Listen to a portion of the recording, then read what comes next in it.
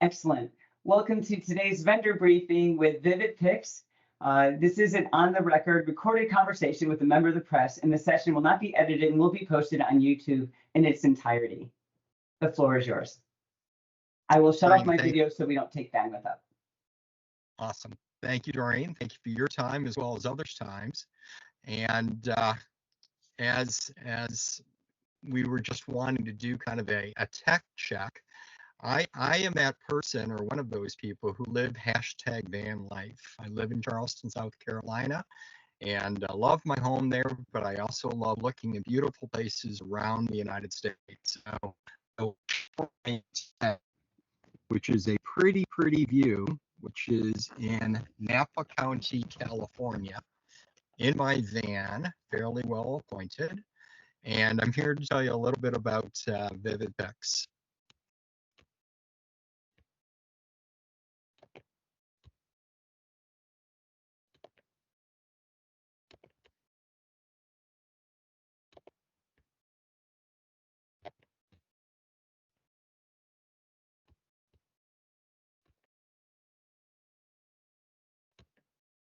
This happens to be my backyard in Charleston, South Carolina.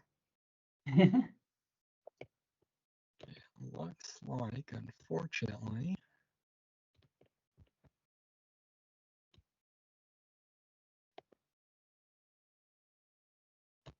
the good thing is to realize is that there's not a single person watching the video that hasn't had technical difficulties in sharing a presentation during a talk before. So don't worry about it. Right? You'll get it to work. Right? One of those shared common experiences, just like it used to be jamming the printer or the copy machine. Right? The jamming of the copy machine has now become dealing with your teams or other virtual technology and being able to share and maintain connections. Exactly. Excellent. Internet connectivities and all those wonderful things. Excellent. So I see the first slide, Don't Let Memories Fade 2024. Perfect. It is not in slideshow format. It is in regular table desk. Okay. Okay. I have gone to full screen now. So you are not seeing full screen? I am seeing full screen, but I'm saying that it's not in PowerPoint presentation mode. Okay, that I am in presentation mode. Okay. I just see the side and on the edge, I see all the individual slides, like it would be if I'm editing a deck.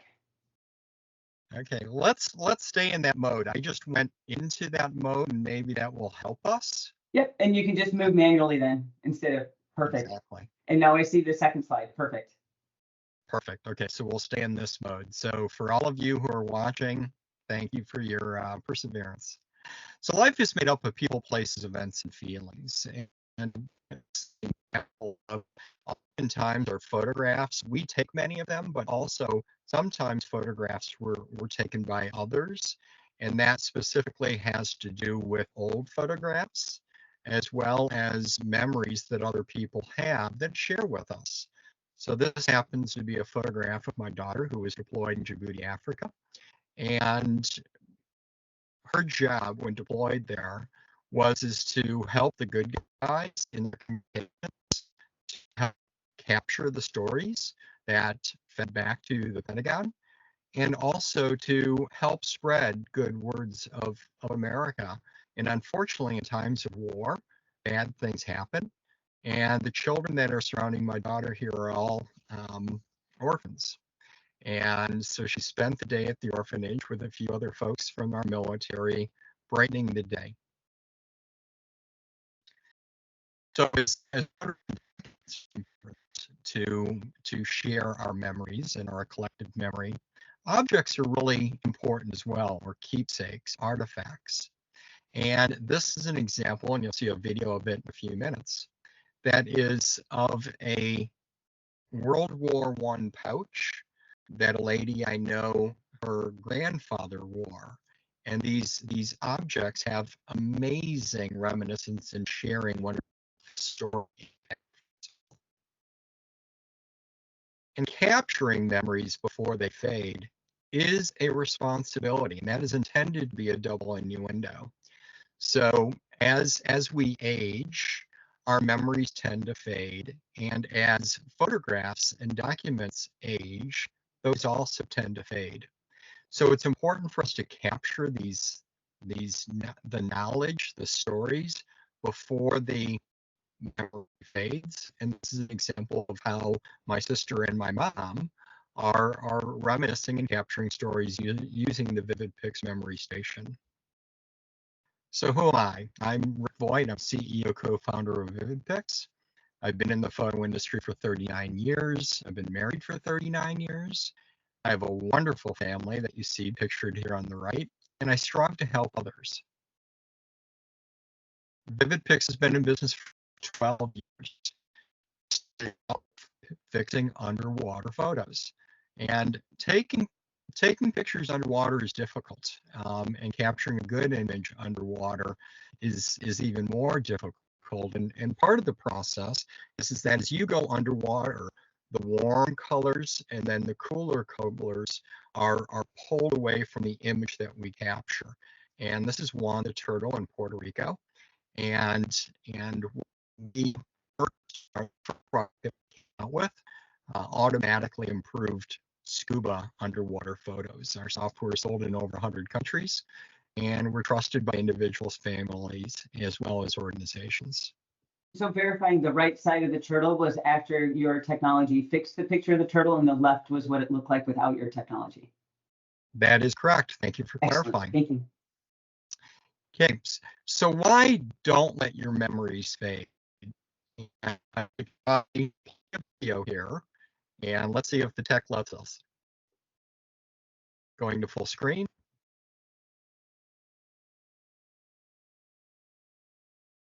Are you seeing full screen?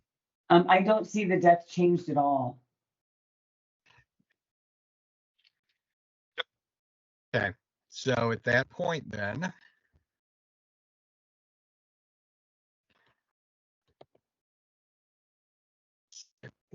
we play then within. Don't let your memories fade has many implications, and Vivid-Pix implies many types of memories. Naturally, we think about our photographic memories. We take pictures to capture times in our life. These pictures provide our minds a prompt to recall the moment, how we felt, the people we were with, where we were, all sorts of things. Due to heat, memories can fade. And unfortunately, memories fade due to the passage of time and cognitive decline. And photos can help affected individuals recall times, connect individuals. And as I like describing, she remembers 50 years ago better than 50 seconds ago. Photos prompt remembering. Photo memories can be saved and stored in many ways, as a single print, and in various electronic forms. Cognitive memories tend to be stored in our brains, unless we tell our stories in some way via writing, voice recording, and video recording. Sometimes we're lucky enough or have the forethought to combine photo and cognitive memories. It would seem as if for a loved one to make and whether it be that you're able to spend time with your loved one again. And I've done this with my mom as an example. And all of a sudden those sparks do start going off. And I'm able to reconnect her to her thoughts, but me to my thoughts by having this conversation and allowing the love to come. You guys see it forming is that you both focus on that picture and it connects you, but then by the end you're having conversation which redirects you between the two people.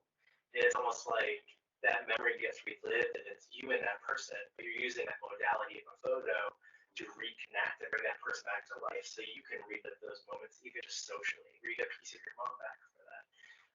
Yes. So with that presentation,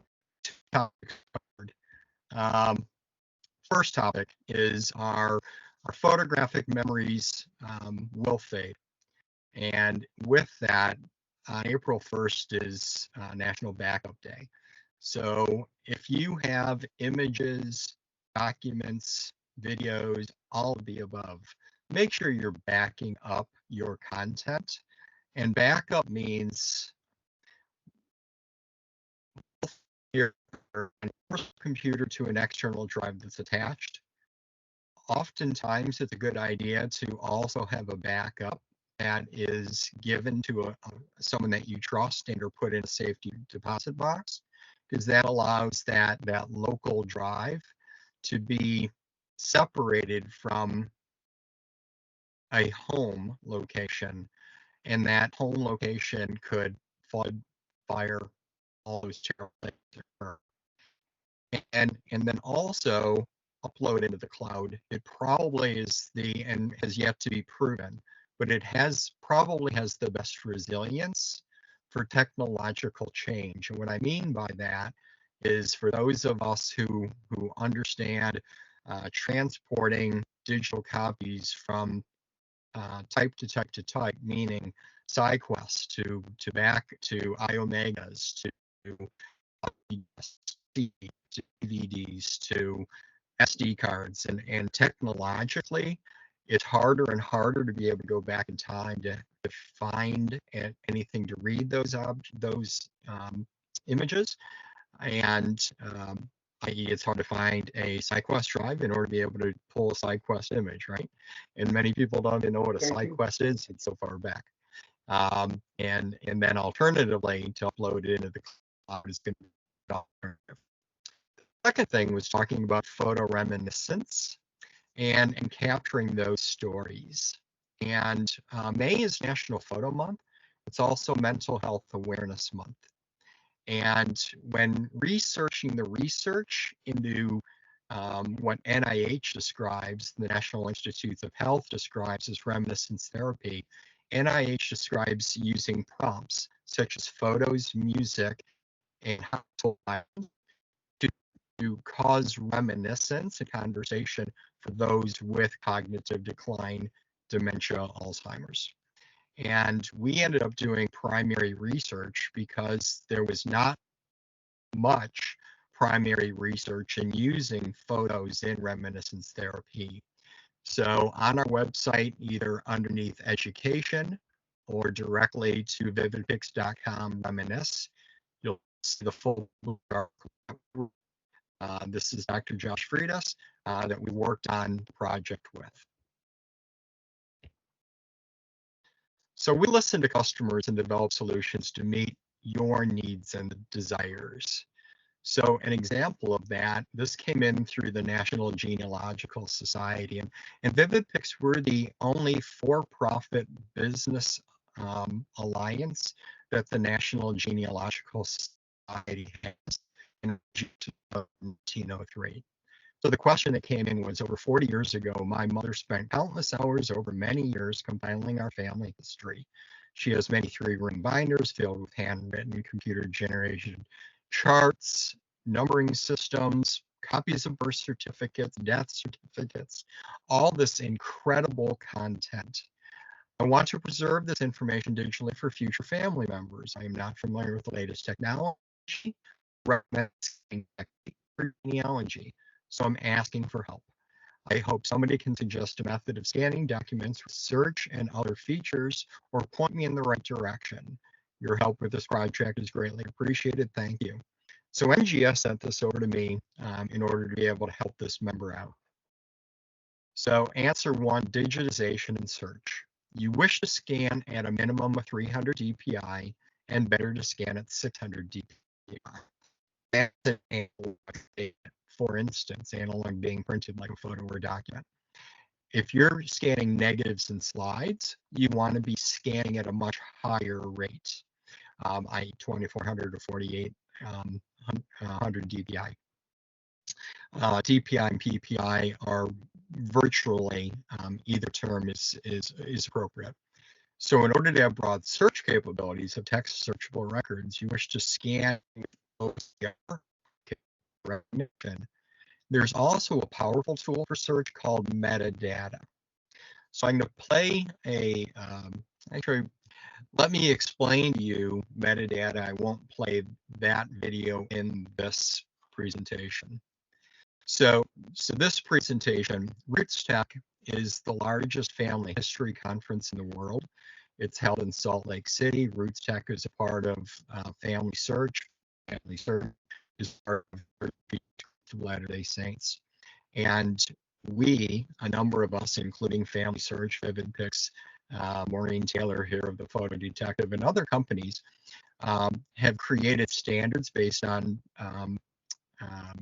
normalized standards, which is XF-IPTC and MWG, in order to be able to have our metadata information stored in such a way that an image, say family photo, from one location to another or one person to another, all of the information transfers with. So this is an example of why might you scan in a different way and capture metadata in a different way for family photos. So this 4-photo collection of photos of the 4 generations of my lineage: my grandmother, then my grandmother, my mother, and grandmother, mother, my wife, and then my daughter. And what metadata allows you to do is to enter information directly into the image file so that it's transported with. And this is Vivid-Pix Restore software. Again, 100 countries, and lots of people use it. Does it have any suggested metadata, or is it only the metadata that you choose to give associated with the picture? Wonderful question. So metadata, for instance, with our cell phones, it's going to be capturing metadata like LATs and lines. Yes, we're fully familiar with that. I just didn't know what your technology does. Okay. Thank you. What our technology does is allow the consumer to be, or the user to enter the information that is relevant to that image. So whether it be dates, people, locations, copyright, those types of things, for it to go directly into the image file. Excellent. Thank you. Yep. It's very handy. That's all they talked about at Adobe Summit last week, is making sure all your tags are aligned and clean. Exactly correct. And MWG, so I mentioned XF, IPTC, and MWG. So MWG is Metadata Working Group. It currently, other than a number of companies having signed into it, they haven't really established. They've established standards, they've not implemented standards, and Adobe, Microsoft, Apple are all part of MWG. Excellent. Yep.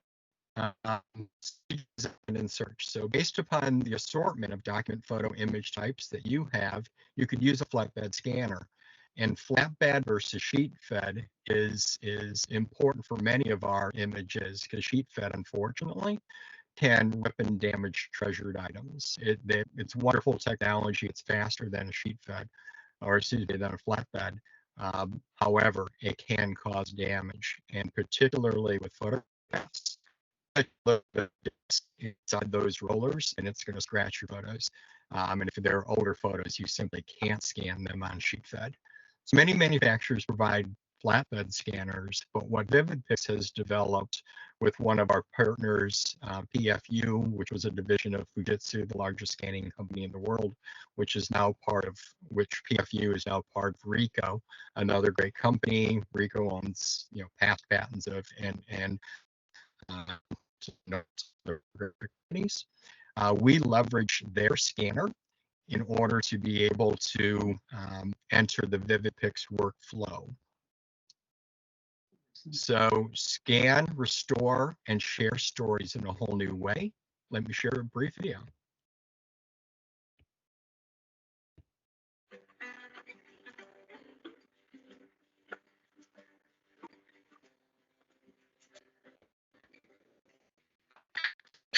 Pictures and boxes and documents of things going back to 1894. I'm so glad that I found some way to preserve them for my family and future generations. Let's get started with my memory station. It's so easy to use. The image stabilizer flattens the photo to make a better scan. Then all you do is press scan.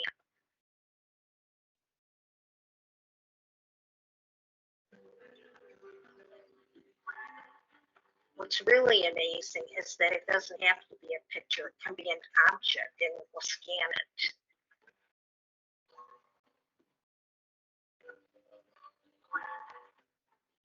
Click restore and your images will automatically go into the restore software and make them look great. So this is a faded photo. So you want to go up to and click on that, and then it gives you all of these options, and you can pick the one that you think looks best to you and click on that, and you can see the difference. It's amazing. So now that I have restored my image, I'm able to record a voice memory to go with it. So I'll go down here to record. This is my grandmother and her sister, and they are picking strawberries in her brother's strawberry farm. It's just great. They all have their bonnets on, except my grandmother. She was a little bit of a rebel. Stop record. But it's wonderful because now I can share this with my whole family. They've never even seen it. They're all set. So stories allows me to combine my images and my voice recordings.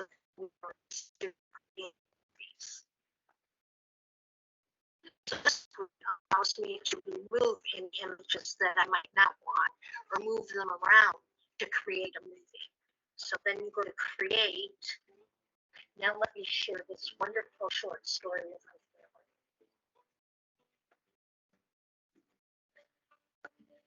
This is my grandfather's naturalization paper that he got when he came over from Ireland in 1925.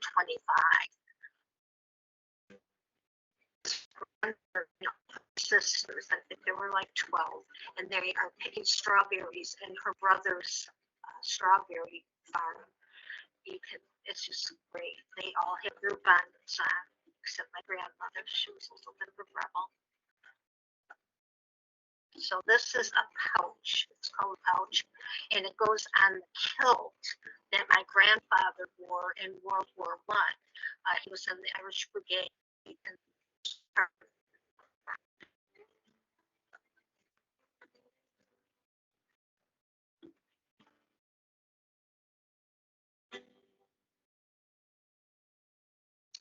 So as captured before, we spend a lot of time in the genealogy space.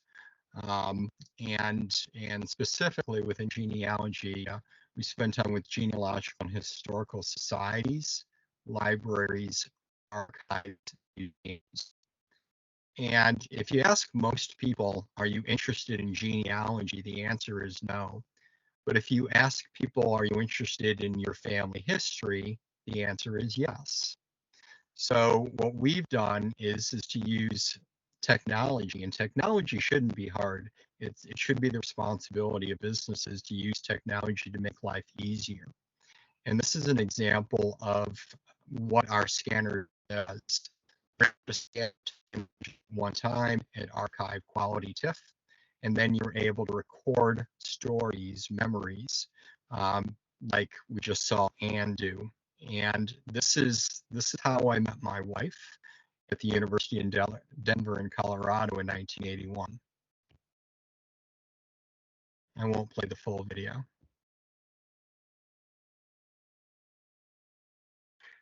So I went to the University of Denver, loved the mountains, loved the scenery, and ended up meeting a girl who I love for my entire life, my freshman year. So if you remember the days of college, you'd walk into class the first day, check out what was available for meeting someone new. And I was very fortunate that there were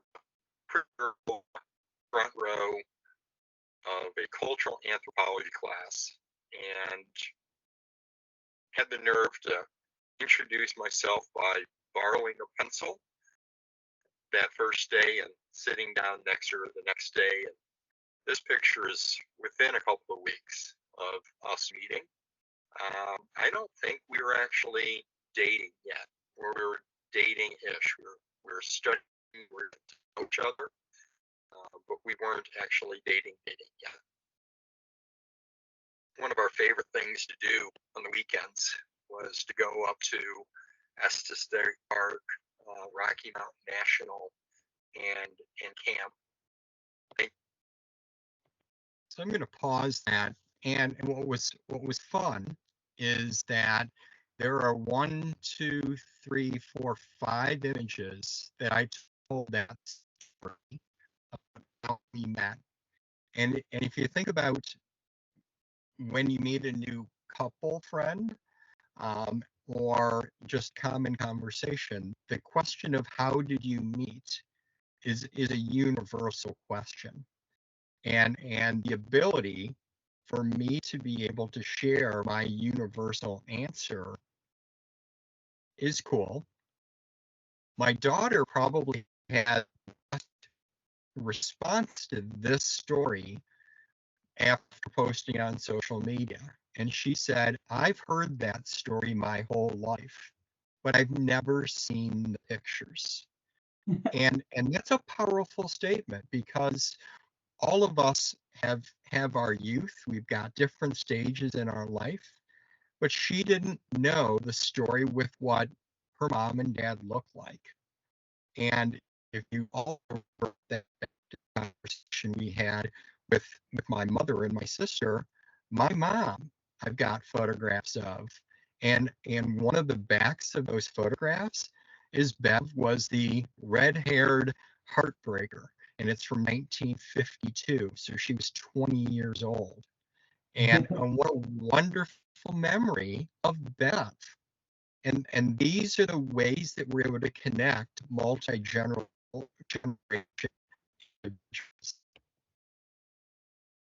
Excellent. So, In the models, when you had clarified the models when it was scanned in, did you create those internally? re-ask the question if you could. The models to clean the picture to Yes. offer did you create those or have those done? Are those something that you're constantly working on? Yeah, a couple of different things. So first off, so our software have our both patented softwares. Vivid-Pix holds 2 software patents. Randy Fredlin, my business partner, I like saying is the smart one. He holds over 150 patents with Kodak. Wow. So our And how many image patents science, do you have as the company? we have 2 full software patents for image improvement. Congratulations. Thank you. And so we use that software in everything that we do. And now with Memory Station, I mentioned the scanners. That scanner is Fujitsu Ricoh PFU. We actually took over the Scan Twain. As we speak to the marketplace, our Society Library Archive museums need a 600 DPI TIFF in order to have archive quality, but the scanner of that company provides scans in JPEG and PDF, which for most consumers is perfect. However, for the markets that we serve, we also need to be able to serve a higher quality. Yep. So we scan it a full 600 DPI TIFF. We then bring those images and allow folks to either save as the TIFF and JPEG, our professional, or 600 DPI JPEG for consumers. That they would not want to have to deal with those very large files. And we charge different prices based on TIFF, JPEG, or JPEG. Interesting. I remember at one point when someone was looking at various analytic tools, it might have been TIFF. I don't remember what format, but I think it might have been TIFF. that certain printers needed in order to print the annual financial reports. And so if the analytic tool did not export in that exact field, then they couldn't use that analytic tool for that one reason, because that one print category. So it's fantastic that you support all categories, because sometimes you just have to have TIFF or you just have to have JPEG, and it is what it is. It is what it is. And TIFF is the universal lossless file. So we use that, and DPI TIFF is the standard for libraries and archives, and that's why we chose to do it at that standard. Excellent. Yep. Thank you. Good questions. So if you're interested in the memory station, either navigation memory station on our website or memory station or vividpix.com/memory station. And we've got this tutorial video of it, and we've made it very user friendly, and we have full instructions on how to open up the box and do the installation and use the software. And we do that for a number of reasons. One, manuals have kind of gone by the wayside. And the markets that we serve are 55 plus, and there are over 100 million Americans, 12 million, 2 billion people over the age of 55 and around the world, and we provide software and solution for people who may be technologically challenged. So if you were watching our videos, great big buttons, and everything is designed to be one-click solution within each of the different steps. Excellent. And so they get the scanner and the software, those all come together. Is your software available in any other form, or it just comes with the hardware and software together? Wonderful question. So Restore, our first Scuba software, right? So our Scuba software and our Restore software are available for $50. Available on our website. It is not a subscription. You buy it once, you get free updates. We've had one in 12 years. We've had no upgrade on Restore in 8 years, and we have given many free updates. We sell software the old-fashioned way. Then two, we integrate Restore into Memory Station software. So Memory Station software is available for $199, and that allows you to be able to, if you own one of these scanners, hint, maybe other scanner in the future, in order to allow people to be able to scan and do more with their pictures to capture these memories. Then three, we've got bundles. So we have our Home Edition bundle, which sells for $799.95. And that is the scanner as well as the software, and that's staying with the MAP price of the scanner in the marketplace. So about $200 for software. And then two, it's $1099, I believe, $1,099, and that is for the professional version and the scanner. And then we also have a community bundle, which is both the professional version as well as the home edition, so that way a library, as an example, can purchase one scanner, have the software behind the counter for their own operational needs of the TIFF and the like, and then to be putting the home edition in front of the counter for be able to come and use the software in JPEG form. And we also have thought through the workflow so that it requires the patron, the consumer in various locations to save to a USB, because you, in those shared use environments, you don't want to have to worry about images ending up on a computer. So at that point, it's kiosk designed. I've deployed tens of thousands of kiosks and actually launched digital printing across the United States many years ago with Kodak. Excellent. So I have a question. I noticed how your scanner, like you said, is not the flatbed, it's above. And I can relate to this because admittedly, I have personally scanned all of my photo albums from way back into the day. And it is horrible working with a flatbed to scan from a photo album and take it apart. But when you scan it, the pages are bent, right? When it opens up because it's so thick. Does your software have any ability to make sure that picture comes out straight? Because if you just take a picture of something on a curve, you have a curved picture. Wonderful question, two-part answer. First part is those photo albums, and depending on the time of your photo album, the old time ones are the black. It's got the little white tabs that are holding the pictures in place. At that point, you would want to keep roughly the 12 by 12 sheet of paper flat, fold up the one half, and the image stabilizer, which you saw at the beginning of the picture here with Anne, the video with Anne, that's actually museum grade acrylic in order to allow the light to be shined through and to flatten the not to create any glare. If you use plastic or glass, as opposed to a non-glare museum grade acrylic, it will create all kinds of weird stuff going on. I can confirm that. Cool. I can confirm that weird stuff going on, unfortunately. Well, and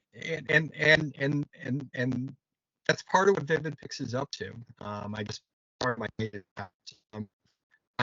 I've had some unique jobs, like in the Kodak days.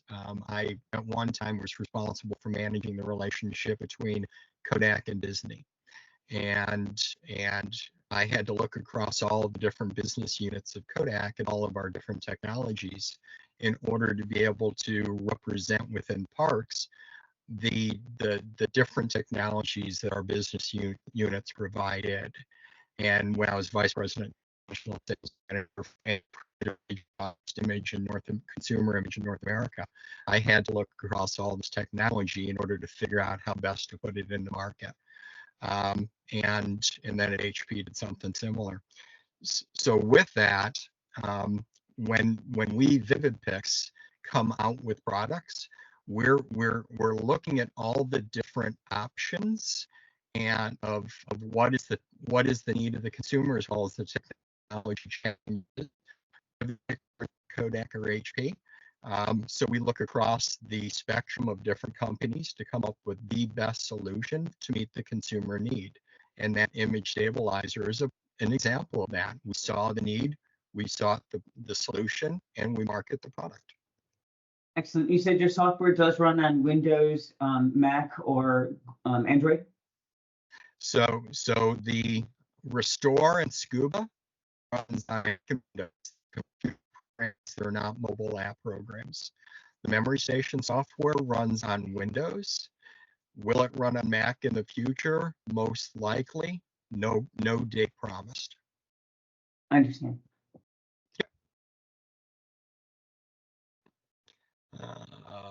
Okay. So depending on time, I will share something here which has to do with us society. It was bad on many different levels. And my SLAM, so question, during COVID, my SLAM, Society Library Archive Museum, provided online meetings and education. Post-COVID, we've strived to have hybrid events. Post-COVID, we've strived to have in-person events. Post-COVID, our online attendance has stayed about the same. However, we're not having much success getting people in person.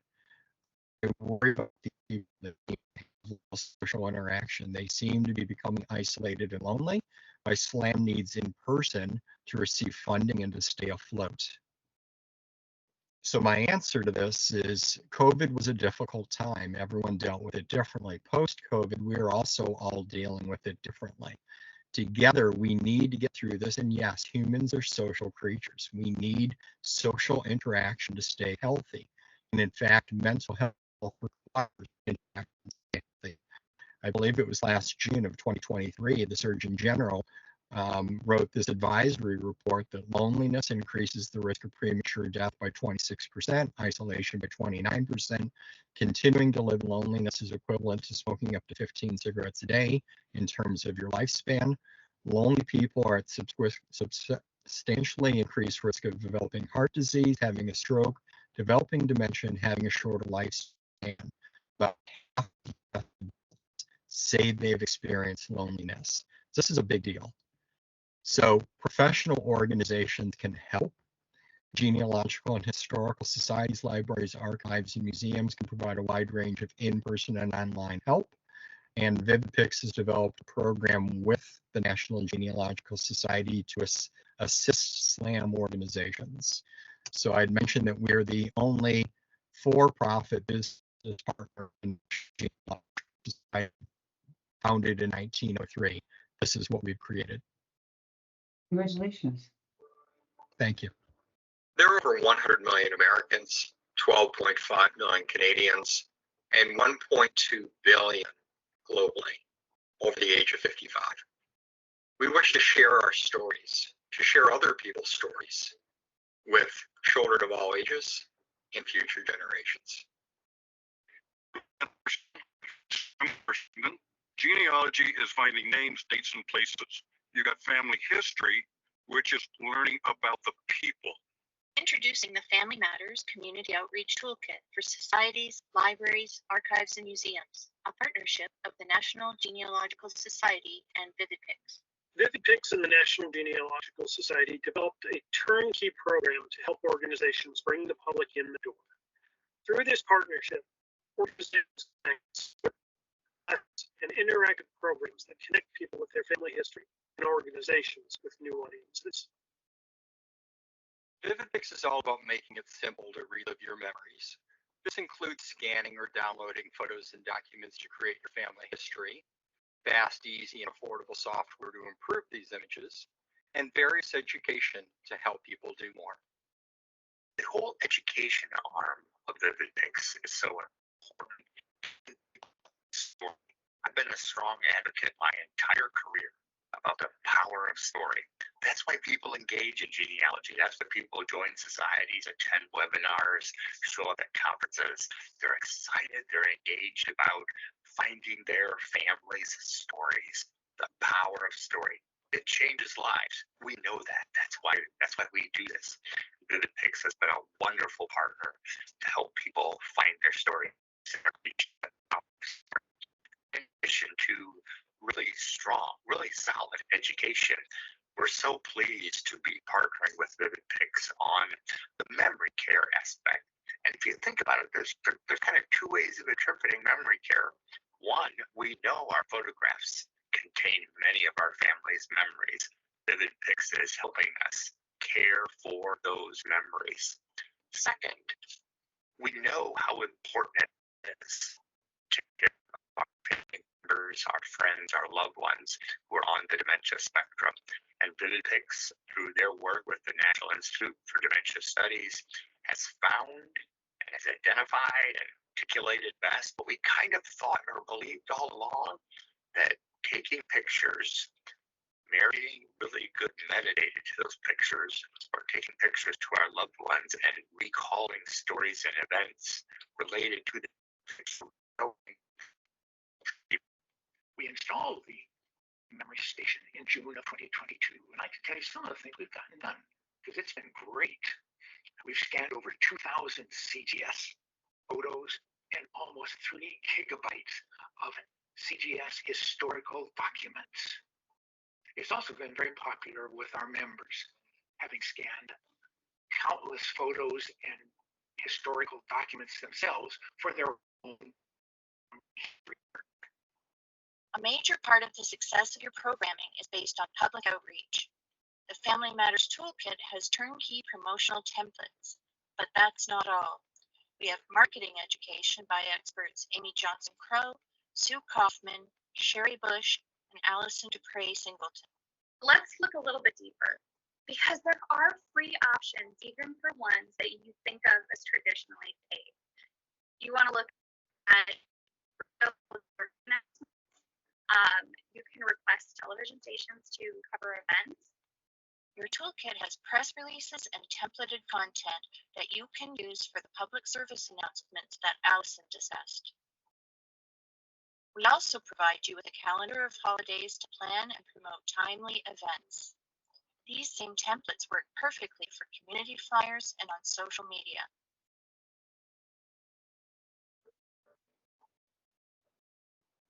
I can almost imagine libraries using that, doing that as well. Libraries are wonderfully adopting this. The same type of event that Slam's having, where people come in to have, you know, you can almost imagine. And you're nailing it, which is that. So societies, libraries, archives, and museums, you've got people that are responsible for drawing in patrons, supporting the public, and these are not necessarily marketing people. And so what we've done is, one, create really great technology, two, work with wonderful organization like NGS, so that, three, we put the tools into libraries' hands, this example, so that they have the tools to draw people in. And I'll give you two really cool examples. October is Family History Month, and Houston Public Library System has a library, the Clayton Library, that's specifically focused on genealogy.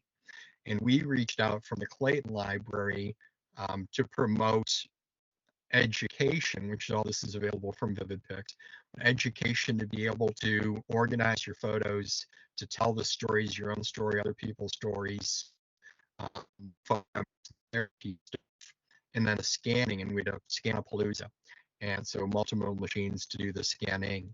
And 80% of the people that came were non-genealogists.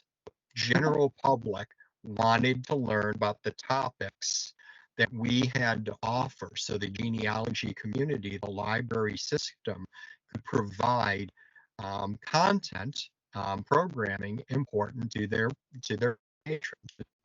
Did the exact same thing in Kansas City through the mid-continent. So again, part of the Kansas Public Library System, one focused on genealogy, and again, 80% of the people that came to the event were interested in family history, and that's what we're providing with our partners, societies, libraries, archives, museums, to help the general population, and it will help. It'll help them on their photographs. It'll help people become less isolated, so that we reduce isolation, which leads to loneliness, which leads to depression, which leads to dementia. We're helping the public. Excellent.